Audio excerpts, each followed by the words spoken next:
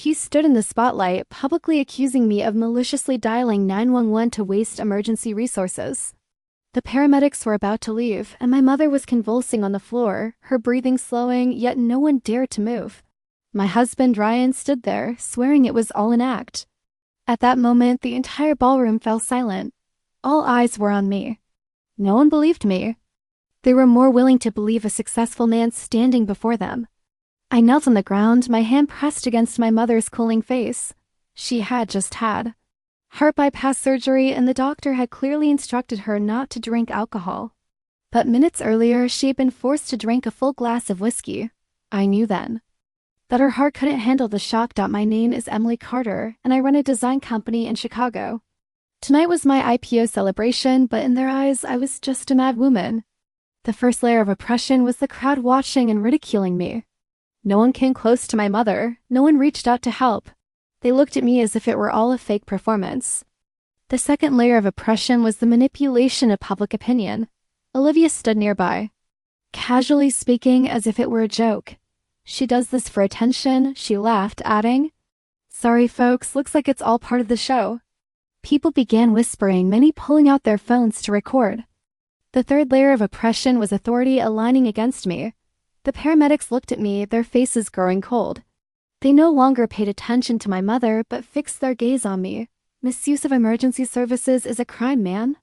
I tried to explain, but my voice was drowned out by the noise of the celebration. No one wanted to listen to someone labeled a fraud.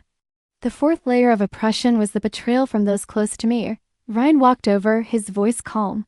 "Emily, you're making a scene. Calm down." He didn't even glance at my mother. His gaze fell on Olivia, full of contempt. I grabbed his arm, my voice trembling. "She's going to die. Please let them save her." He looked down at me, his eyes devoid of compassion. "Stop embarrassing me, Emily. Not here, not now." At that moment, I understood everything. To him, my mother's life was less important than his image.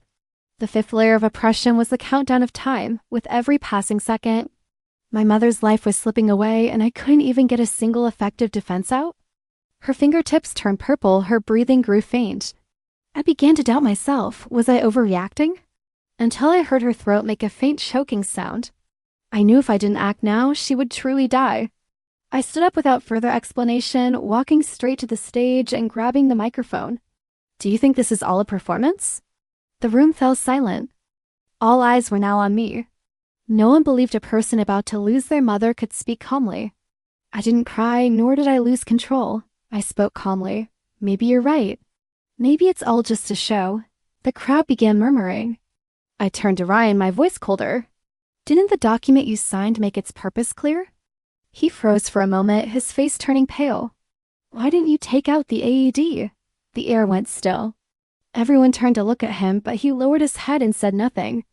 I continued, "You knew she needed it. Why did you deliberately render it useless?" The room was dead silent. I pulled out my phone and opened the playback from the surveillance. At that moment, I could feel the entire atmosphere in the ballroom become heavy. "I'll explain to everyone why tonight you're all watching a performance." I played the video, showing everyone how my mother was forced to drink the alcohol. This was the second twist. Olivia, standing in the crowd, looked away, her face pale. She kept her voice calm. "This isn't how you think, Emily." I stared at her. "Did you ever see her do this? Did you witness it yourself?"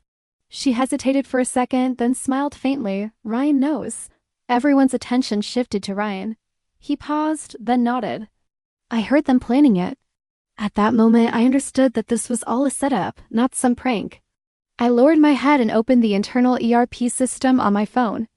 Life insurance beneficiary change. Beneficiary, Ryan Carter change time, 6:42 p.m. My mother's collapse time, 6:47 p.m. The room was shocked. This was the first twist. I looked at Ryan coldly and said, "You knew she was going to die. You knew you would get everything." Olivia stepped back, her face ashen. I didn't stop. I switched to the kitchen surveillance footage. It showed Olivia forcing alcohol into my mother minutes earlier. The second twist confirming her actions. But that still wasn't enough. I opened the third file, hospital electronic records. Alcohol intake may trigger fatal arrhythmia. This was the ultimate proof, overwhelming the situation. All eyes were now on me. Now, do you still think this is a game? The paramedics, no longer hesitant, immediately began resuscitating her. The room exploded in chaos. This isn't a prank. This is murder. Ryan tried to defend himself. I didn't know. I cut him off. The moment you signed it, you knew. Olivia continued to struggle. You can't prove intent. I calmly played the final audio clip. It was Olivia's voice from a company meeting. Once she's gone, he gets everything cleaner. The room fell into dead silence. The third twist, fully locking down the motive and conspiracy. The sound of police sirens grew louder. This time, no one defended them. 30 minutes later, the hospital called. We're sorry. This time I didn't cry. I just picked up the phone. This is Emily Carter. I'm reporting a homicide. A few days later, the police completed their investigation. All evidence, the insurance, surveillance, recordings was locked down. The company held a board hearing, live-streamed by the media. I stood on the stage presenting all the evidence. Ryan stood on the other side, a shell of a man. Olivia looked down, avoiding everyone's gaze. I asked one question. If you could do it again, would you still call it a game? No one answered. In the end, I won, but I lost my only family. Standing outside the courthouse, the sun was blinding. At that moment, I understood. What truly decided my mother's fate wasn't the alcohol, but the AED they decided to remove.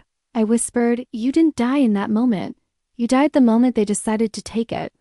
The wind blew and there was no reply.